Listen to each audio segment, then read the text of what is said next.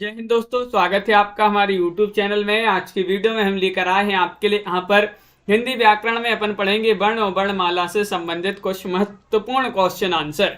तो सभी लोग आ जाइएगा, वीडियो को लाइक कर लें, चैनल को सब्सक्राइब कर लें और ज्यादा से ज्यादा वीडियो को शेयर करें। तो चलिए स्टार्ट करते हैं। आज का अपने यहाँ पर फर्स्ट क्वेश्चन पूछा गया है कि निम्नलिखित में कंठ ध्वनि है। कंठ ध्वनि आपके लिए यहाँ पर बताना है दा है, भा है या फिर यहाँ पर छा है या फिर का है। क्वेश्चन नंबर आपसे एक यहाँ पर पूछा गया है, कंठ ध्वनि आपसे यहाँ पर पूछा गया है। कौन सी कंठ ध्वनि है, चयन करना है। सभी के लिए महत्वपूर्ण क्वेश्चन यहाँ पर दिया गया है और आप सभी का सही आंसर है कि का जो है एक कंठ ध्वनि मानी जा। का आपका यहाँ पर सही आंसर होगा। कंठ का कंठ ध्वनि है, बिल्कुल सही आंसर है। ये वाला विकल्प जिन्होंने भी चयन किया है उनका सही आंसर होगा। देखिएगा, कंठ ध्वनि का, खा, घा ये कंठ ध्वनि होती है। तालव्य ध्वनि जो चा, छा, झा, झा ये तालव्य ध्वनि। मूर्धन्य टा, ठा, डा, ड़ा, सा, रा ये मूर्धन्य मानी जाती है। दंत में ता, था, दा, धा, ना, सा, ला ये दंत मानी जाती हैं। और ओष्ठ ध्वनि वह ध्वनि होती है जो पा, फा, भा, बा, भा और मा ये ध्वनियां कौन सी हैं, ओष्ठ ध्वनि मानी जाती हैं। क्वेश्चन नंबर आप सभी से यहाँ पर 2 पूछा गया है। वे ध्वनियां जिनके उच्चारण में स्वर तंत्रियों के निकट आ जाने से उनके बीच निकलती हवा से उनमें कंपन होता है, वह कहलाती है नासिक ध्वनि या फिर काकल्य स्पर्शी ध्वनि, घोष ध्वनि या फिर महाप्राण ध्वनि। बताइए क्या होगा सही आंसर। क्वेश्चन महत्वपूर्ण है, सभी लोग चयन करते जाइएगा। सभी के कमेंट यहाँ पर देखते जा रहे हैं। रेखा जी, गुड़िया जी, राजेश जी। क्वेश्चन नंबर 2 में आप सभी का सही आंसर होगा घोष ध्वनि। कौन सी कहलाती है, घोष ध्वनि। आप सभी का यहाँ पर सही आंसर है। वे ध्वनियां जिनके उच्चारण में स्वतंत्रियों के निकट आ जाने से उनके बीच निकलती हवा से उनमें कंपन होता है, वे घोष ध्वनियां कहलाती हैं। वर्ग का तीसरा, चौथा, 5वां वर्ण सभी स्वर या, रा, ला, वा और हा घोष वर्ण कहलाते हैं। धा का उच्चारण स्थान आपके लिए बताने अब भी बताया। धा का उच्चारण स्थान चयन कीजिएगा। तनु जी, तन्मय जी। ओष्ठ है, तालु है, कंठ है, दंत है। क्या होगा सही आंसर। क्वेश्चन नंबर 3 में आप सभी लोग चयन करिएगा, महत्वपूर्ण क्वेश्चन है और 3 में आप सभी का सही आंसर है कि धा जो है इसका उच्चारण स्थान पूछा है तो डी सही आंसर है। दंत आपका सही आंसर होगा। दंत आपका सही आंसर है। मूलतः हिंदी में उच्चारण के आधार पर 45 वर्ण होते हैं। कितने, 45 वर्ण, जिसमें 10 स्वर और प्लस 35 व्यंजन एवं लेख के आधार पर 52 वर्ण होते हैं। 13 स्वर और 35 व्यंजन और प्लस 4 संयुक्त व्यंजन। इस प्रकार तो देखिएगा, हिंदी के व्यंजन वर्ण वे हैं जिनका उच्चारण स्वरों की सहायता से होता है। हिंदी में व्यंजन वर्णों की संख्या 33 है। इनकी निम्नलिखित श्रेणियां स्पर्श, अंतस्थ और ऊष्म ये 3 श्रेणियां मानी जाती हैं। क्वेश्चन नंबर आप सभी से यहाँ पर अगला क्या पूछा गया है। क्वेश्चन आपसे यहाँ पर देखिएगा 4 यहाँ पर दिया गया है। ये रहा क्वेश्चन नंबर 4। निम्नलिखित में से कौन से 2 वर्ण अयोग बाह्य कहलाते हैं। अयोग बाह्य आपने पढ़े होंगे। अयोग बाह्य कौन से कहलाते हैं, बताइए, चयन कीजिएगा। क्वेश्चन नंबर 4 आपसे यहाँ पर पूछा गया है, निम्नलिखित में से कौन से 2 वर्ण अयोग बाह्य कहलाते हैं।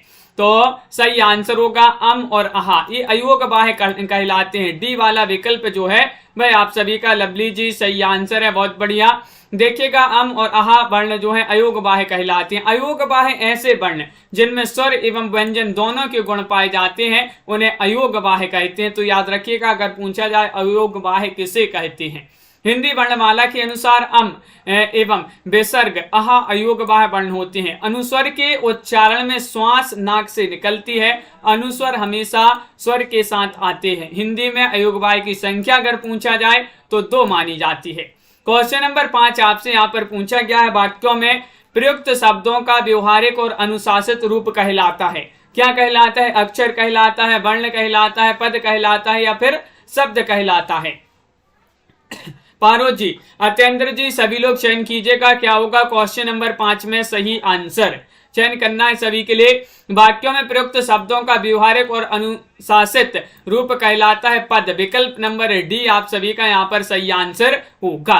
वाक्यों में प्रयुक्त शब्दों का व्यवहारिक और अनुशासिक रूप पद कहलाता है। इसी प्रकार सार्थक वर्ण या वर्णों के समूह को शब्द कहते हैं।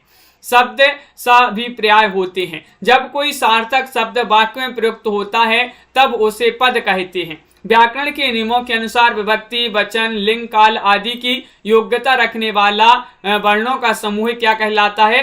पद कहलाता है। अगला क्वेश्चन यहाँ पर देखिएगा। क्वेश्चन नंबर आप सभी से यहाँ पर 6 पूछा गया है। निम्न में से अयोग बाह्य यहाँ पर पूछा है, निम्नलिखित में से अघोष महाप्राण ध्वनि बताना है, कौन सी है? बताइए, खा है, का है, डा है या फिर धा है? क्वेश्चन नंबर 6 में आप सभी लोग चयन कीजिएगा। संजू जी क्या होगा सही आंसर? अघोष महाप्राण ध्वनि पूछा है जो कि खा मानी जाती है। विकल्प नंबर ए वाला आप सभी का यहाँ पर सही आंसर होगा। देखिएगा, अघोष महाप्राण ध्वनि खा है। अल्प प्राण जिन वर्ण को बोलते समय कम वायु निकले उसे अल्प प्राण कहते हैं। प्रत्येक वर्ग का तीसरा, चौथा और पांचवा वर्ण जैसे या, रा, ला, वा सभी जो है स्वर अल्प प्राण होते हैं। महाप्राण वह होते हैं जिस वर्ण को बोलते समय अधिक वायु निकले, महाप्राण कहलाते हैं। प्रत्येक वर्ग का दूसरा, चौथा वर्ण ये जो है तीनों सा और हा ये जो है महाप्राण होते हैं।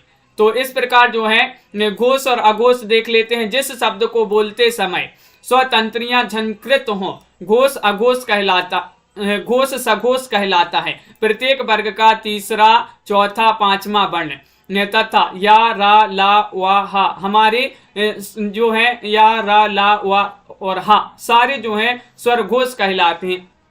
घोष या सघोष बोलते हैं इसी को। अघोष किन को बोलते हैं? जिस शब्द को बोलते समय स्वतंत्रियां कंपित ना हो अघोष कहलाता है। प्रत्येक वर्ग का पहला, दूसरा वर्ण ये जो है अघोष कहलाते हैं। अंतस्थ व्यंजन है, यहाँ पर आपके लिए बताना है कौन से अंतस्थ व्यंजन माने जाते हैं। क्वेश्चन महत्वपूर्ण है। व्याकरण अपन यहाँ से शुरू से पढ़ रहे हैं, वर्ण और वर्णमाला से यहाँ पर स्टार्ट किए हैं। तो आप सभी का सही आंसर होगा अंतस्थ व्यंजन कौन से हैं? या, रा, ला, वा ये क्या कहलाते हैं? अंतस्थ व्यंजन कहलाते हैं। आनंद जी बहुत बढ़िया। विकल्प नंबर डी वाला जो है वह आप सभी का यहाँ पर सही आंसर होगा, अंतस्थ व्यंजन। आगे बढ़ते हैं, यहाँ पर देख लेते हैं इसको थोड़ी सा क्या है जूम कर लेते हैं। यहाँ पर देखिएगा, इसको थोड़ी से यहाँ पर जूम कर लें और आगे देखिए यहाँ पर पूछा गया है आपसे, एक में तालव्य ध्वनियों का प्रयोग हुआ है। तालव्य ध्वनियों का प्रयोग किस में हुआ है ये आपके लिए बताने। राजन जी बताइए क्या होगा? 8वां क्वेश्चन यहाँ पर पूछा गया है, पापा, बाबा, मामा या फिर चाचा। क्वेश्चन नंबर 8 आपसे यहाँ पर पूछा गया है और 8 में आप सभी का सही आंसर है चाचा। क्या है सही आंसर? चाचा यहाँ पर सही आंसर है। तालव्य ध्वनियों का प्रयोग चाचा शब्द में हुआ है। तो विकल्प नंबर डी वाला जो है वह आप सभी का यहाँ पर सही आंसर होगा। अगला क्वेश्चन यहाँ पर देखिएगा। क्वेश्चन नंबर आप सभी से यहाँ पर 9 पूछा गया है। क्या पूछा है? केंद्रीय हिंदी निदेशालय ने हिंदी की मानक वर्णमाला में मूलतः कितनी स्वर और कितनी व्यंजन ध्वनियों को स्थान दिया है? 9 में आप सभी लोग चयन करेंगे, क्या होगा सही आंसर? बताइए, चयन कीजिएगा। हाँ तन्मय जी, तो आप सभी का यहाँ पर 9 में सही आंसर चयन करना है। तो 9 में आप सभी का सही आंसर 11 और 35। हिंदी निदेशालय, केंद्रीय हिंदी निदेशालय ने हिंदी की मानक वर्णमाला में मूलतः 11 स्वर और 35 व्यंजन ध्वनियों को स्थान दिया है। क्वेश्चन नंबर आप सभी से यहाँ पर अगला क्या पूछा गया है? देखिएगा, क्वेश्चन आपसे यहाँ पर अगला यहाँ पर दिया गया है। क्वेश्चन नंबर 10 क्या पूछा गया है? ये तन्मय जी अपनी जो है नई बुक आ गई है तो इसी से पढ़ रहे हैं। यूथ कंपटीशन टाइम्स की बुक है, जिनको भी चाहिए जो है आप इसको यूथ कंपटीशन टाइम्स 2022-23 की Hindi chapter wise solved paper है। ये नई बुक है, अपन इससे पढ़ रहे हैं। उच्चारण स्थान की दृष्टि से हिंदी के आ और बड़ा आस्वर हैं। ये कौन से हैं? तालव्य है, मूर्धन्य है, ओष्ठ है, कंठ है। ये आपके लिए बताना है। क्वेश्चन नंबर 10 का सही आंसर चयन करना है सभी के लिए। अंजलि जी क्या होगा सही आंसर बताइएगा। महत्वपूर्ण क्वेश्चन यहाँ पर दिया गया है। उच्चारण स्थान की दृष्टि से हिंदी के आ और बड़ा आस्वर ये कहलाते हैं कंठ। क्या कहलाते हैं? कंठ आप सभी का डी वाला सही आंसर होगा, बिल्कुल सही आंसर है, बहुत बढ़िया। उच्चारण स्थान की दृष्टि से हिंदी के आ और बड़ा आ ये कंठ स्वर कहलाते हैं। और अगला क्वेश्चन यहाँ पर देखिएगा, सभी स्वर होते हैं, दीर्घ होते हैं, अघोष होते हैं, महाप्राण होते हैं, अल्प प्राण होते हैं, क्या होगा सही आंसर? चयन कीजिएगा, महत्वपूर्ण क्वेश्चन यहाँ पर दिया गया है। और क्या होगा सही आंसर? सभी स्वर होते हैं, तो आप सभी का सही आंसर है कि सभी स्वर अल्प प्राण होते हैं। विकल्प नंबर डी वाला जो है वह आप सभी का यहाँ पर सही आंसर होगा। जिन ध्वनियों के उच्चारण मुख से कम मात्रा में प्राण वायु बाहर निकले उन्हें अल्प प्राण कहा जाता है। इस आधार पर सभी स्वर तथा प्रत्येक व्यंजन वर्ग का पहला, तीसरा और पांचवा वर्ण तथा या रा ला वा वर्ण जो है अल्प प्राण कहलाते हैं, जो कि अब भी अपन ने पढ़ा है। निम्नलिखित में से कौन सा वर्ण घोष महाप्राण है? घोष महाप्राण आप सभी के लिए चयन करना है, बताइएगा। 12वां क्वेश्चन यहाँ पर पूछा गया है और 12 में आप सभी का सही आंसर होगा, निम्न में से कौन सा वर्ण घोष महाप्राण है?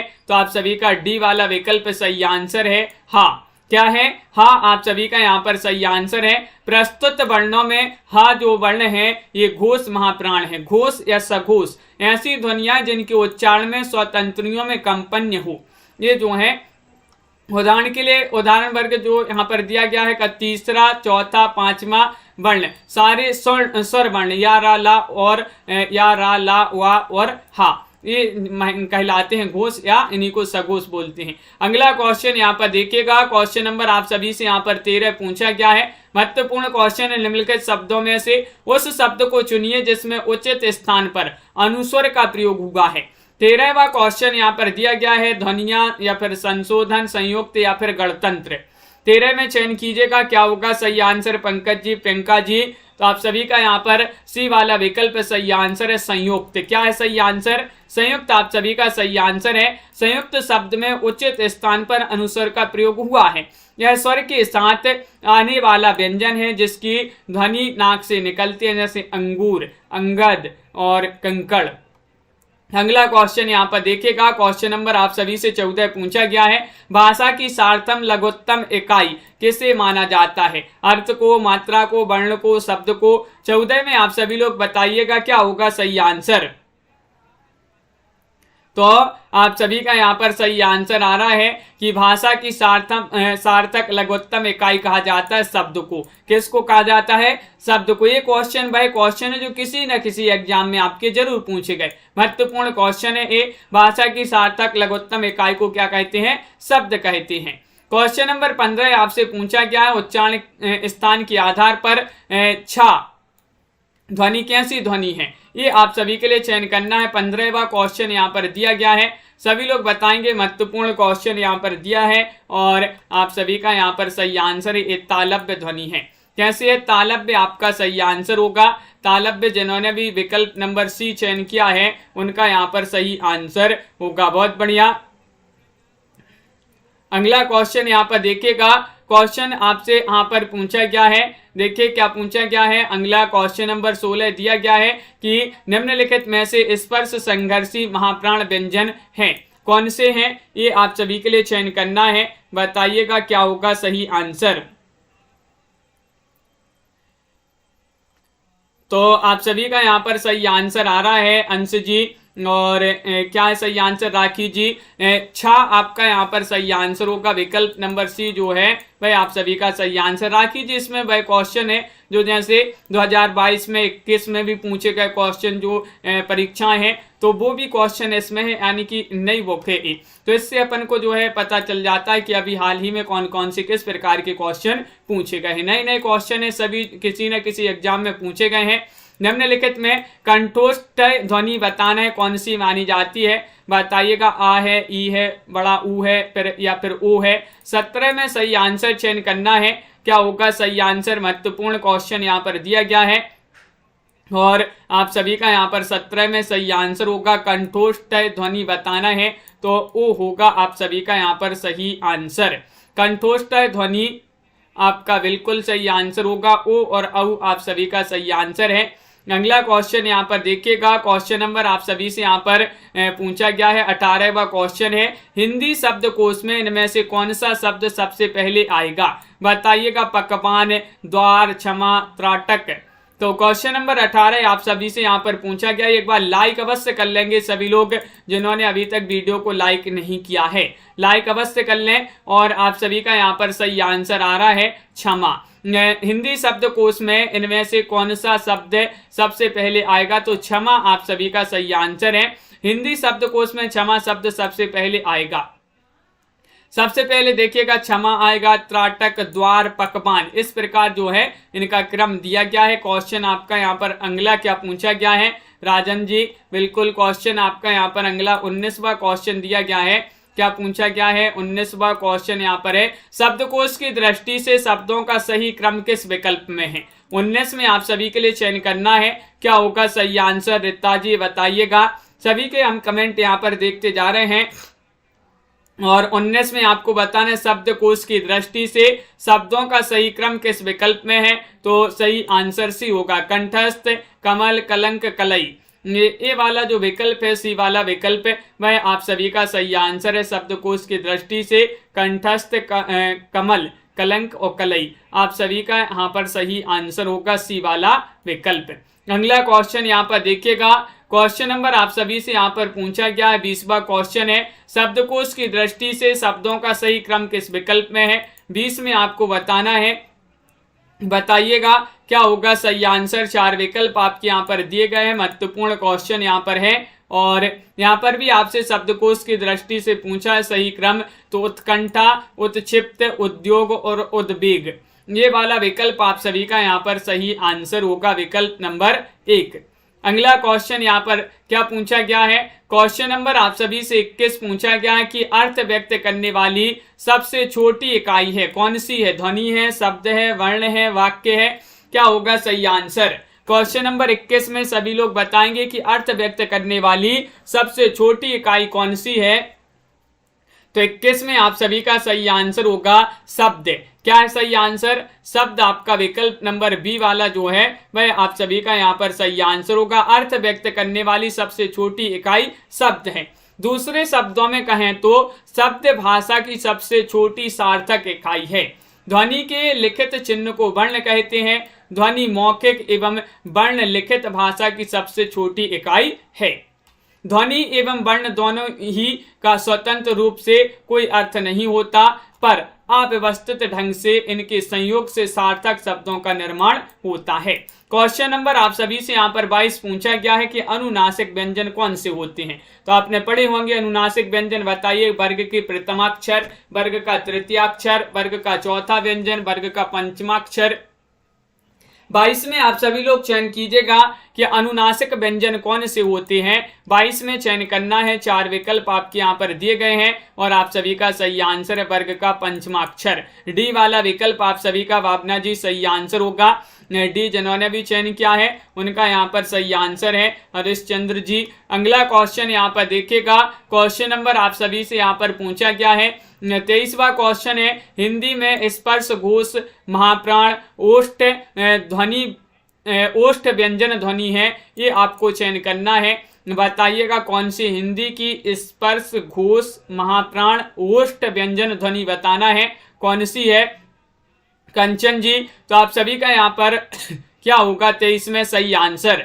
4 विकल्प है, आंसर आपके लिए चयन करना है। और भा जिन्होंने भी चयन किया है उनका यहाँ पर सही आंसर होगा भा, आपका यहाँ पर सही आंसर है। अगला क्वेश्चन यहाँ पर देखिएगा, क्वेश्चन नंबर आप सभी से यहाँ पर अगला क्या पूछा गया है? 24वां क्वेश्चन दिया है कि निम्नलिखित में से कौन सा स्वर संवृत है, ये आपके लिए बताना है। बताइएगा, चयन कीजिएगा। 24वां क्वेश्चन यहाँ पर दिया गया है और थोड़ी सा बिलर हो गया ये क्वेश्चन, तो बताइएगा क्या होगा सही आंसर। बड़ा आ है या फिर औ है, फिर या फिर ई है, फिर या ए है। 24वां क्वेश्चन है, तो आप सभी का सही आंसर होगा विकल्प नंबर सी यानी कि ई, आप सभी का यहाँ पर सही आंसर है। ई स्वर जो है संवृत है, मुख्य विवर के खुलने के आधार पर स्वर ध्वनियां 4 प्रकार की होती हैं। कौन कौन सी होती हैं? 4 प्रकार की होती हैं। विव्रत, अर्ध विव्रत, संव्रत और अर्ध संव्रत। ये जो है 4 ध्वनियां होती हैं। बिल्कुल सही। अगला क्वेश्चन यहाँ पर देखिएगा, हिंदी की मूर्धन्य ध्वनियां आपके लिए यहाँ पर बताना है। 25 में क्या होगा सही आंसर? चयन कीजिएगा। 4 विकल्प आपके यहाँ पर दिए गए हैं। महत्वपूर्ण क्वेश्चन है साधना जी। 25 में आप सभी का क्या होगा सही आंसर? हिंदी की मूर्धन्य ध्वनियां आप सभी को चयन करना है। तो विकल्प नंबर आप सभी का यहाँ पर सही आंसर है बी वाला विकल्प है। टा, ठा, ढा, डा, ये जो है कौन सी मानी जाती है? मूर्धन्य ध्वनियां मानी जाती हैं। बी वाला विकल्प यहाँ पर बहुत सारे लोगों ने चयन किया है। बिल्कुल सही। अगला क्वेश्चन यहाँ पर देखिएगा। देखिए, कंठ ध्वनि का, खा, गा, घा होती है। तालव्य ध्वनि चा, छा, जा, झा, दंत ध्वनि ता, था, दा, धा और पा, फा, बा, भा, ये ओष्ठ ध्वनियां कहलाती हैं। क्वेश्चन नंबर आप सभी से यहाँ पर वही पूछ लिया गया है। 26वां क्वेश्चन है ओष्ठ ध्वनि नहीं है। तो ओष्ठ ध्वनि नहीं है बताना है आप सभी के लिए। चयन कीजिएगा चा या फिर पा, भा या फिर मा। कौन सी आपको बताना है कि ओष्ठ ध्वनि नहीं है? तो ओष्ठ ध्वनि अब भी पढ़ी अपन ने, पा, फा, पा, भा, मा, ये ओष्ठ ध्वनि मानी जाती है। चा नहीं मानी जाती है। विकल्प नंबर आप सभी का यहाँ पर ये जो है चा जो है तालव्य ध्वनि मानी जाती है। चा ये ओष्ठ ध्वनि नहीं मानी जाती है। विकल्प नंबर 1 जिन्होंने भी चयन किया है, बहुत सारे लोगों ने बिल्कुल सही आंसर बताया है। अगला क्वेश्चन यहाँ पर देखिएगा, मात्रा स्वर को क्या कहते हैं? वर्ण कहते हैं, समरूप कहते हैं, रूप कहते हैं, शब्द कहते हैं। क्या होगा सही आंसर? 27 में चयन करना है और 27 में आप सभी का क्या होगा सही आंसर? मात्रा स्वर को क्या कहते हैं ये पूछा गया है। तो विकल्प नंबर आप सभी का डी वाला जो है वह आप सभी का सही आंसर होगा। समरूप कहते हैं जिसको ग्रेफीम कहते हैं, ग्रेफीम। बी वाला विकल्प आप सभी का सही आंसर है। अगला क्वेश्चन यहाँ पर देखिएगा। क्वेश्चन नंबर आप सभी से 28 पूछा गया है। प्राचीन का विलोम शब्द पूछ लिया गया है। यहाँ पर क्वेश्चन नंबर 28 यहाँ पर दिया गया है। प्राचीन का विलोम क्या माना जाता है? प्राय पंछी। बताइएगा। चयन कीजिएगा। 4 विकल्प हैं और लाइक करते जाइएगा। हिंदी साहित्य में 3000 प्रश्नों की पीडीएफ जिनके लिए भी चाहिए मात्र 199 रुपए में आप अब भी संपर्क करें। ये नंबर स्क्रीन पर चल रहा है और आपके लिए पीडीएफ मिल जाएगी। अर्वाचीन यहाँ पर सही आंसर होगा। प्राचीन का अर्वाचीन, बिल्कुल सही। प्राचीन का अर्वाचीन है। नया का पुराना विलोम होता है। उल्टे का उल्टा या फिर विपरीत अर्थ में प्रयुक्त होने वाले शब्दों को विलोम या विपरीतार्थक शब्द कहते हैं। छा ध्वनि का उच्चारण स्थान आप सभी के लिए चयन करना है। क्या मानी जाती है? दंत है, ओष्ठ है, तालव्य है या फिर वत्स है? बताइए। 29 में आप सभी को चयन करना है। तो 29 में क्या होगा सही आंसर? छा ध्वनि का उच्चारण स्थान बताना है। तो तालव्य यहाँ पर डी वाला नहीं, सी वाला आप सभी का सही आंसर होगा। तालव्य बिल्कुल सही आंसर है। अगला क्वेश्चन यहाँ पर देखते हैं। क्वेश्चन नंबर 30 आपसे यहाँ पर क्या पूछा गया है? ये रहा क्वेश्चन नंबर 30। महत्वपूर्ण क्वेश्चन है। निम्नलिखित में से कौन तालव्य ध्वनि है? तालव्य ध्वनि आप सभी के लिए बताना है। चा, पा, ला, हा, कौन सी ध्वनि तालव्य ध्वनि कहलाती है? तो क्वेश्चन महत्वपूर्ण है और आप सभी का सही आंसर आ रहा है कि अब भी पढ़ा अपन ने। चा जो है, चा, छा, ये जो है तालव्य ध्वनियां मानी जाती हैं। सी वाला विकल्प नहीं, ए वाला विकल्प आपका यहाँ पर सही आंसर होगा। ये जिन्होंने भी चयन किया है उनका सही आंसर होगा। अगला क्वेश्चन यहाँ पर देखिएगा। क्वेश्चन नंबर यहाँ पर पा जो है, पा तो ओष्ठ ध्वनि मानी जाती है, ला दंत मानी जाती है और हा जो है कंठ ध्वनि मानी जाती है। हा, इनमें से पश्च स्वर बताना है। पश्च स्वर आपके लिए बताना है। आ बड़ा आ है, ई है, बड़ी ई है या फिर छोटा आ है। तो पश्च स्वर कौन सा? 31 में चयन कीजिए। 31 में आपको सही आंसर बताना है। पश्च स्वर कौन सा है? तो बड़ा आ जो है ये पश्च स्वर माना जाता है। विकल्प नंबर 1 सही आंसर। देखिएगा, उच्चारण में जीवा के भाग के प्रयोग के आधार पर स्वर के 3 भेद होते हैं। निम्नलिखित प्रकार की हैं। अग्रस्वर, अग्रस्वर में ई, बड़ी ई, ए और आई, ये जो है अग्र स्वर है, मध्य स्वर में आ जाएगा, पश्च स्वर में बड़ा आ जाएगा, बड़ा आ जाएगा, उ आ जाएगा, बड़ा उ, ओ और आ, ये जो है कौन से माने जाते हैं, पश्च स्वर माने जाते हैं। 32 में आपसे पूछा है कौन सी ध्वनि संयुक्त ध्वनि है। संयुक्त ध्वनि आप सभी लोग बताइएगा कौन सी ध्वनि संयुक्त ध्वनि है,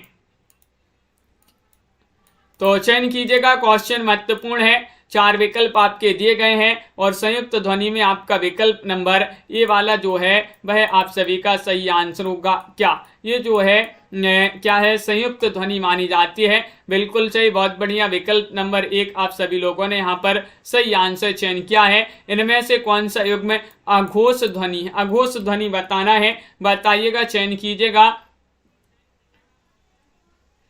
गा, घा, डा, ढा, पा, फा, दा, धा, तो कौन सा योग में अघोष ध्वनि है, तो अघोष ध्वनि में आप सभी का यहाँ पर सी सही आंसर होगा। पा और फा ये अघोष ध्वनि कहलाती है, सी वाला विकल्प यहाँ पर सही आंसर है, बिल्कुल सही। प्रत्येक वर्ग का पहला और दूसरा व्यंजन शा, सा और शा जो है अघोष व्यंजन है। प्रश्न में दिए गए विकल्पों के अनुसार पा और फा पा वर्ग के प्रथम और द्वितीय व्यंजन है, अतः ये क्या है, अघोष माने जाते हैं। अघोष ध्वनि विकल्प नंबर सी आप सभी का सही आंसर है।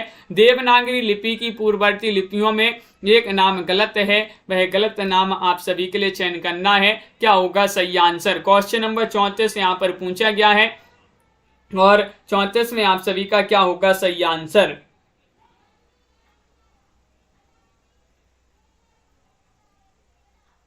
तो देखिएगा इस प्रश्न को आयोग ने निरस्त कर दिया था। देखिएगा यहाँ पर खरोष्टी लिपि, देवनागरी लिपि, यहाँ पर देवनागरी लिपि की पूर्ववर्ती लिपियों में एक नाम गलत है पूछा है। खरोष्टी लिपि देवनागरी लिपि की पूर्ववर्ती लिपियों में नहीं है, जबकि ब्राह्मी से ही देवनागरी लिपि का विकास हुआ है। देखिएगा ब्राह्मी लिपि है, गुप्त लिपि और कुटिल लिपि। यहाँ से कुटिल लिपि में देवनागरी लिपि आ जाएगी और यहाँ पर शारदा लिपि। यहाँ पर जो क्वेश्चन है इसको आयोग ने इस प्रश्न को क्या कर दिया, नष्ट कर दिया, गलत जो है ये प्रश्न है इस प्रकार।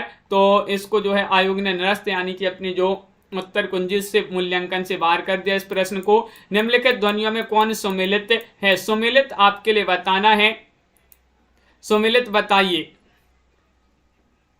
बताइए क्या होगा सही आंसर। सुमेलित है क्वेश्चन नंबर 35 पूछा गया है और सा जो है ऊष्म, ये आपका सुमेलित है। सी वाला विकल्प आप सभी का सही आंसर है, सा ऊष्म सुमेलित है, अन्य विकल्प सुमेलित नहीं है, बिल्कुल सही आंसर है। गा जो है गा ये घोष है, फा महाप्राण है और ठा जो है अघोष मान जाता है। तो इस प्रकार ये जो है सुमेलित इनमें जो है वह सी वाला विकल्प आप सभी का सही आंसर होगा।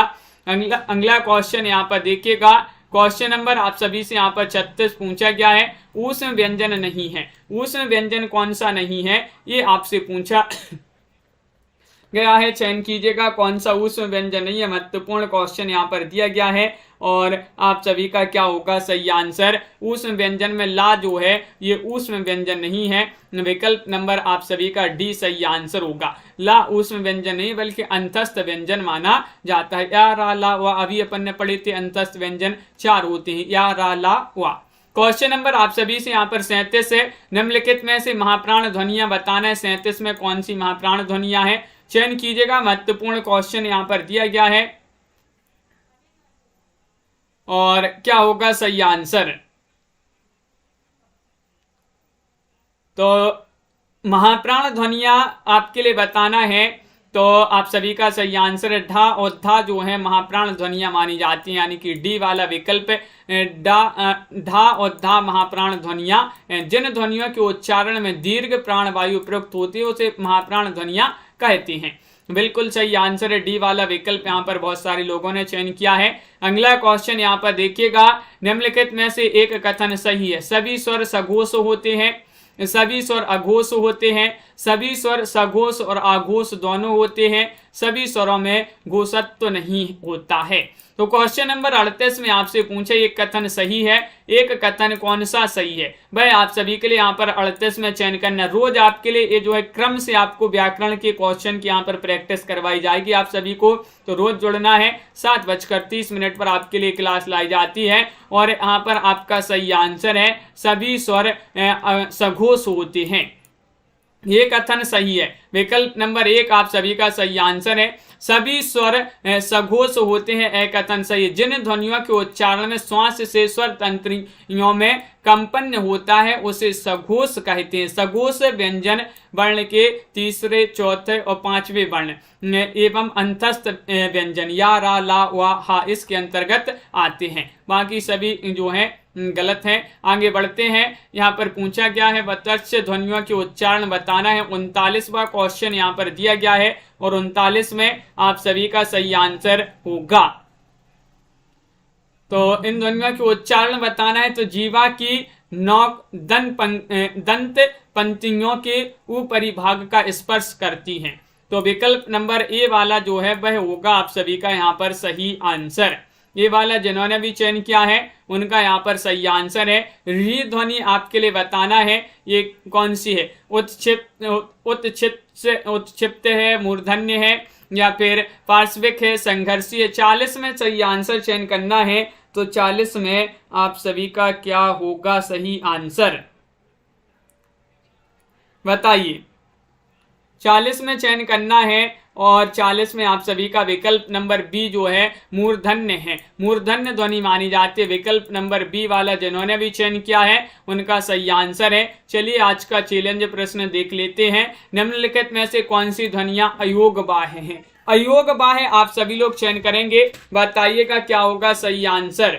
बहुत बढ़िया, महत्वपूर्ण क्वेश्चन आंसर थे आज की क्लास में। आज का चैलेंज प्रश्न है कौन सी ध्वनियां अयोग बाह्य। अयोग बाह्य आप बता देंगे। सभी के लिए बहुत बहुत धन्यवाद। इसी प्रकार की रोज आपके लिए नए नए क्वेश्चन, अब नई सीरीज अपनी शुरू हो चुकी है तो सभी को जो है जुड़ना है क्लास से।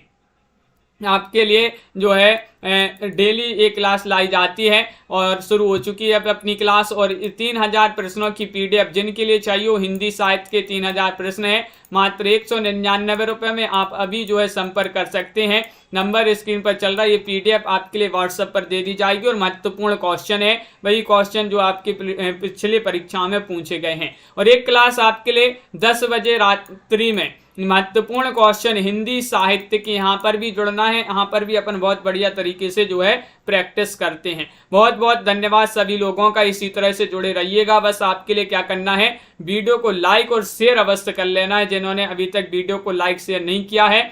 और मिलते हैं जल्दी अपन अगली क्लास में। इस क्लास में किसी का नाम नहीं लिया जाएगा आखिरी में। सभी लोग अगली क्लास में मिलिएगा और लाइक शेयर अवश्य कर लीजिएगा। बहुत बहुत धन्यवाद। और इस क्वेश्चन का आंसर आप कमेंट में जरूर लिखेंगे। बहुत बहुत धन्यवाद। जय हिंद।